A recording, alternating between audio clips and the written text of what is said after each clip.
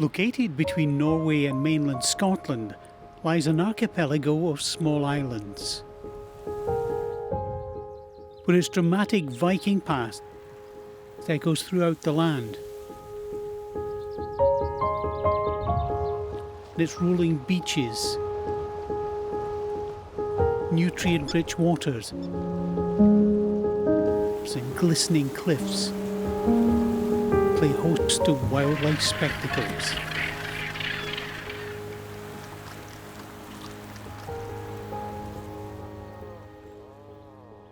This is Shetland.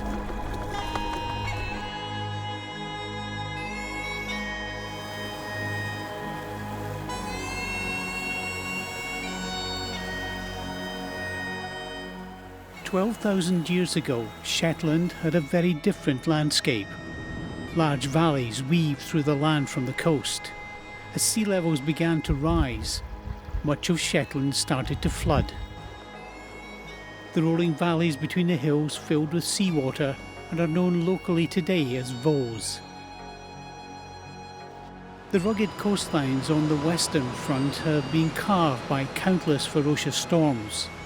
The sea, exploiting joints and faults in the rock face, has formed spectacular geological formations. But today, these landscapes are brought to life. On the northernmost tip of the Isles lies Hermanus. These sheer cliffs reach heights of up to 170 metres. In summer months, the cliffs are alive with the sound of seabird colonies. 30,000 breeding pairs of gannets have capitalised the large stags out at sea to nest and raise their young.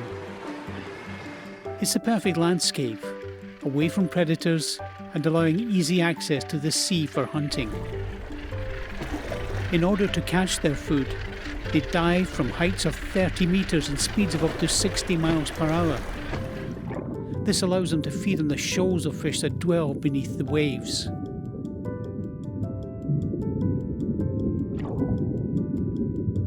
Seabirds are not the only wildlife to exploit the landscapes Shetland has to offer. The ancient valleys turned saltwater voes have special inhabitants of their own. Incredibly elusive predators patrol these coastlines in search of their next meal. Shetland is home to the largest density of river otters in Europe and potentially the world. But many believe these semi-aquatic mammals to be sea otters due to the amount of time they spend in the sea.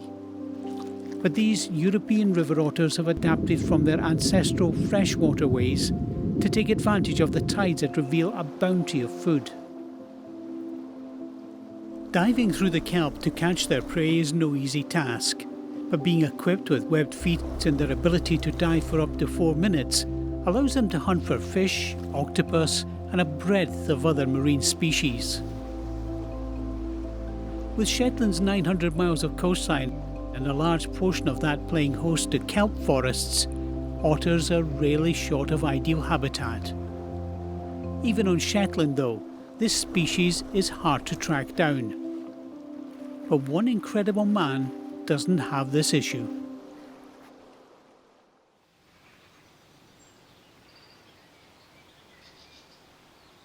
I feel really lucky. I feel like we've got a pet otter, but at the end of the day, we realise that she is wild. I think Shetland's a place where I find freedom and a happiness that I don't find anywhere else. I love the peace and quiet. My name's Billy. I grew up in Shetland, stayed here till I was 17, and then I moved to Aberdeen, lived in Aberdeen for 33 years or so, which I tell people is about 32 years too long, but never mind. And I came back to Shetland about 3 years ago. I think the reason I came back to Shetland was, I had a good job, enjoyed my work, and I was talking to somebody one day though, and I said to them, you know what, if I look back in 10 years' time at a life lived like this, working long hours and long commute, I'm going to regret it. It was a bit of a eureka moment, And that was the point that I decided it's time to come out of the fast life. It was a bit of a rat race, go back to Shetland, slow down and enjoy my life.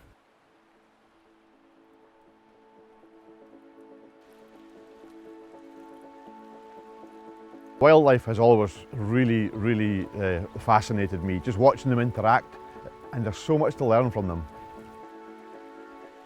Which is why I feel so privileged to have this remarkable relationship with a wild otter.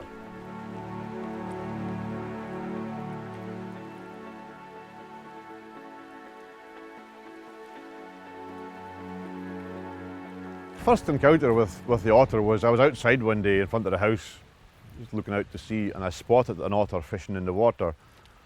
And I noticed she would come up every 30 seconds or so and go back down. So I thought, well, I've got 30 seconds to move and she won't see me. So I managed to get down the jetty to where she was coming out of the water with crabs and fish and eating them.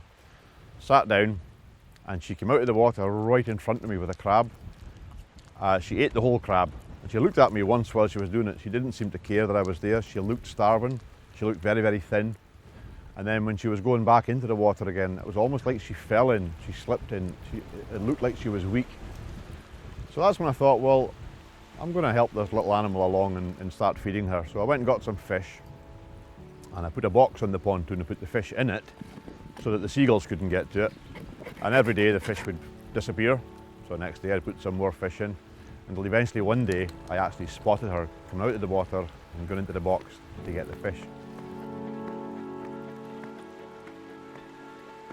And so we got to a point where she realised it was me that was putting the fish in the box. So if she saw me coming outside and she was there, she'd come towards me. Till we got to the point where I had actually handed the fish. She'd take it out of my hand and take it away and eat it.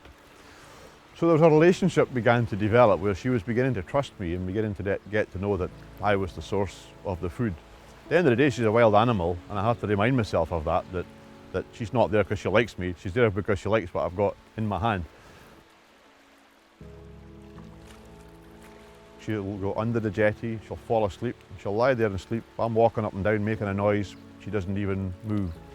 There's a real trust developed there, which is lovely.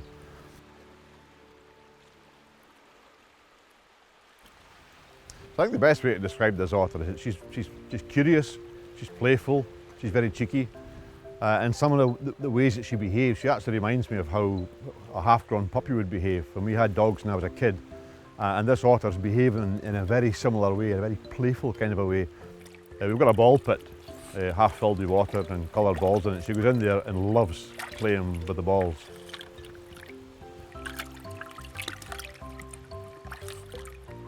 She spends quite a lot of her time at the end of my jetty scraping off the mussels and eating them. It's very special watching her glide through the water, being able to observe her natural behaviour so close up.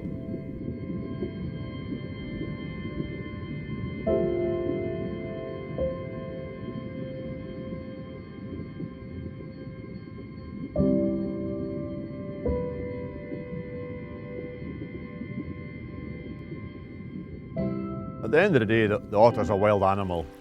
I'd love her to hang around here for a while, but she could go off, find a mate and breed somewhere else and potentially not come back. I'm hoping she does come back. I'd love to build her a holt. I see her going looking for somewhere to lie and sleep.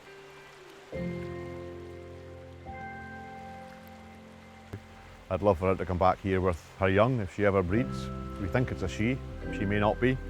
But we'd love her to hang around and just to continue the relationship and the journey that we've started with her. But the bottom line is, I'll be pretty sad if she doesn't come back. She really has grown to become a significant part of my daily routine. But only time will tell what she decides to do.